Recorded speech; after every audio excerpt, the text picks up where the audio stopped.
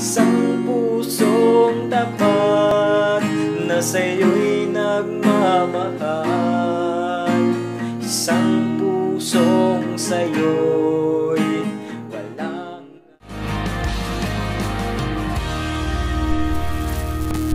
Kumusta mga katupa? Isang panibagong video na naman ang inyong nakikita. So sa video na ito mga katupa, ituturo ko ulit sa inyo yung Pusong Dalisay. Di ko alam kung sino yung artist ng kantang ito. Pero kung alam nyo, i-comment nyo lang sa baba. Actually, yung kantang ito ay meron akong tutorial last year or basta nung nagsisimula pa lang ako gumawa ng content dito sa YouTube.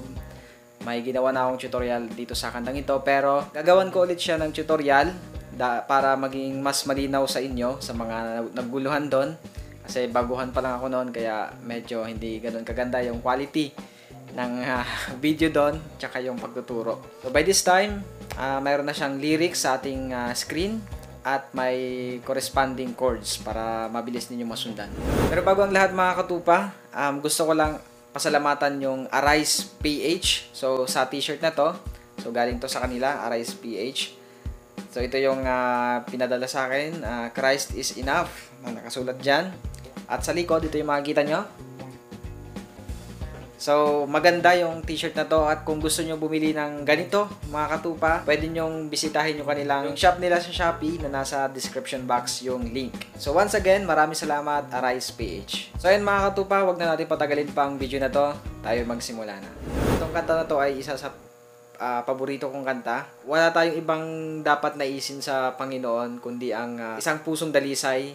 Si Lord tumitingin siya sa puso natin, hindi sa panlabas na katangian natin. Kaya mga katupa, hangarin natin sa Panginoon yung pusong tapat, pusong dalisay, na si Lord lang talaga yung mamahalin natin ng buong puso habang tayo ay nabubuhay pa.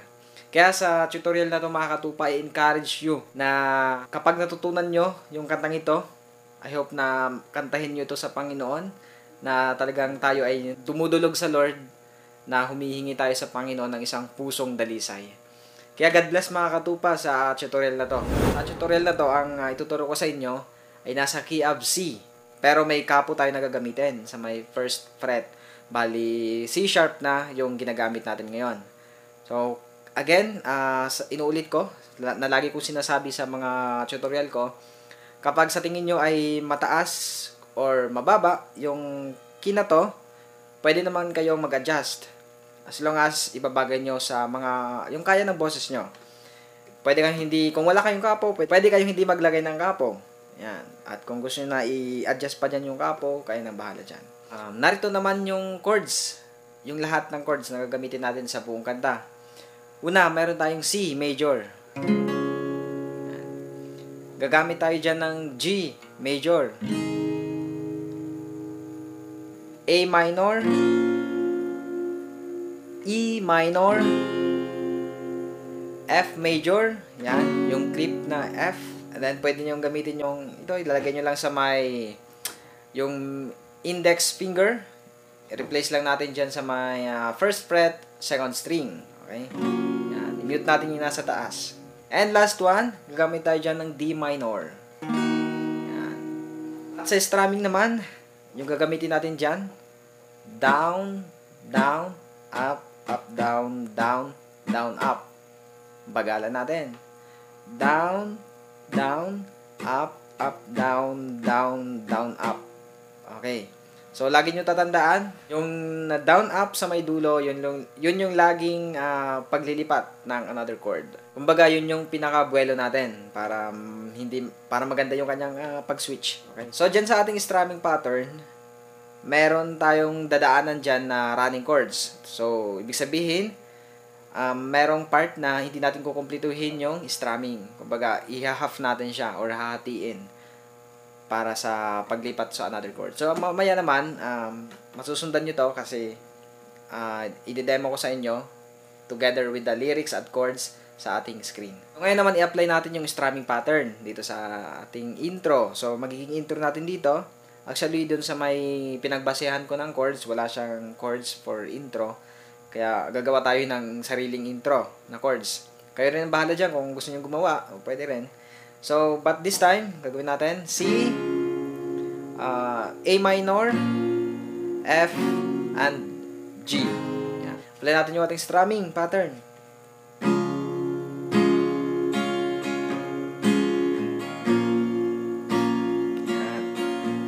Yan. F, then G. Then, pasok tayo sa verse. Sundalisay ang aking nais,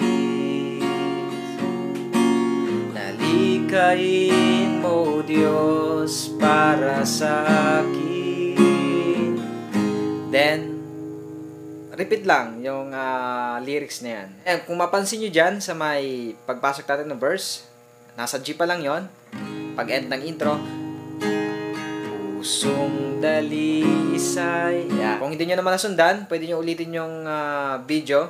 After dyan sa may nahilikay mo Diyos para sa akin, pag dating ng C, hindi na kompleto yung strumming, pupunta ng G. Yan. Tapos, pasok ulit ng verse. So, nirepeat lang naman yon. So, ngayon, papasok naman tayo ng chorus. Pero bago tayo pumasok sa chorus, baka gusto mo na maabangan yung mga susunod kong tutorials kagaya nito, pindutin mo na yung subscribe button na nasa baba. Yan. Tsaka yung bell notification at yung all para sa bawat upload ko ay ma-update ka. At baka pwede mong i-like na yung video na to ngayon din, mga katupa. Yan. At kung may request ka naman, mag-comment ka lang sa baba. Siyempre, bago tayo pumasok ng chorus, mag-end tayo dun sa my verse para masundan ninyo pagpasok. Okay? Pusong dalisay ang aking nais, nalikain mo Diyos para sa akin.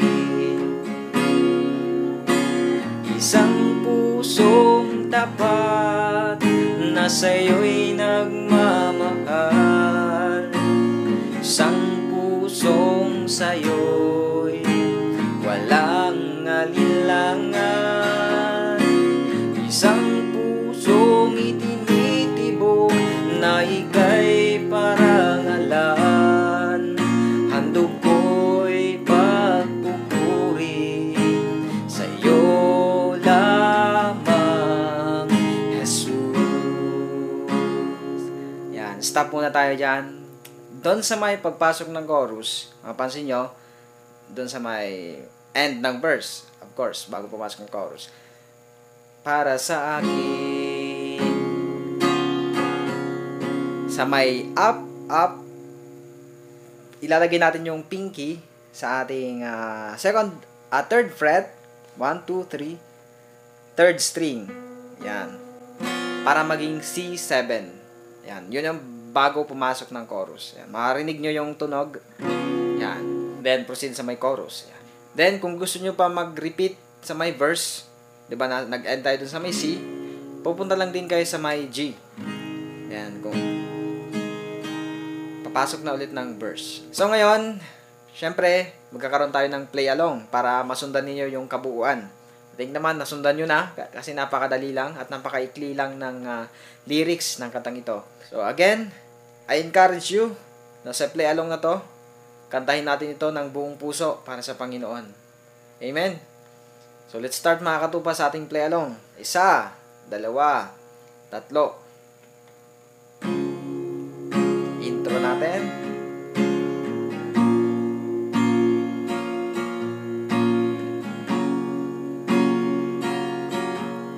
Then G. Pusong dalisay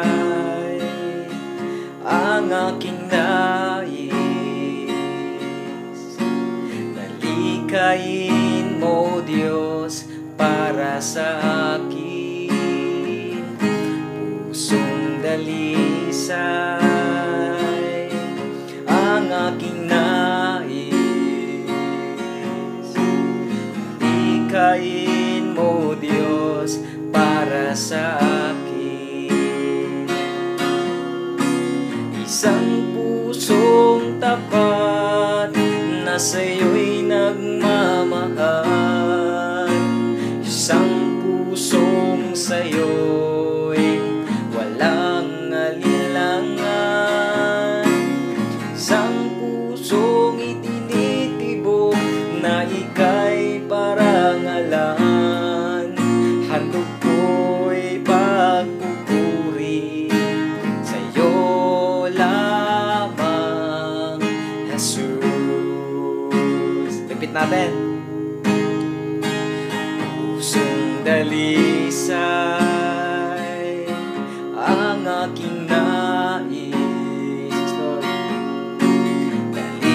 Likhain mo, Diyos, para sa akin pusong dalisay ang aking nais. Yes, Lord. Likhain mo, Diyos, para sa akin isang pusong tapat na sa'yo'y nagmamahal, isang pusong sa'yo'y walang alinlangan, isang pusong itinitibok na ika'y parangalan. Handog ko'y pagpupuri sa'yo lamang, Jesus. Isang pusong tapat na sa'yo'y nagmamahal, isang pusong sa'yo'y walang alinlangan, isang pusong itinitibok na ika'y parangalan. Handog ko'y pagpupuri sa'yo lamang, Jesus. Handog ko'y pagpupuri sa'yo lamang, Jesus.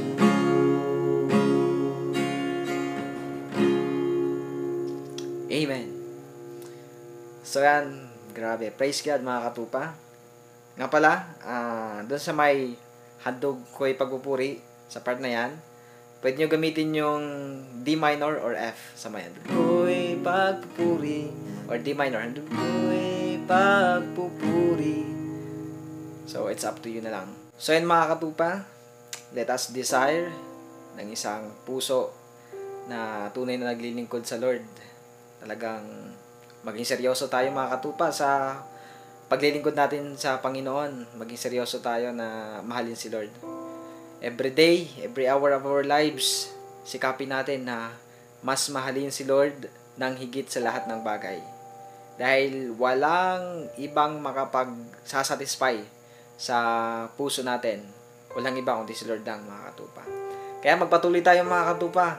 Huwag tayong susuko dahil malapit nang dumating si Lord Jesus. So yan, maraming salamat sa inyong panonood mga katupa. Jesus loves you and all the glory belongs to God.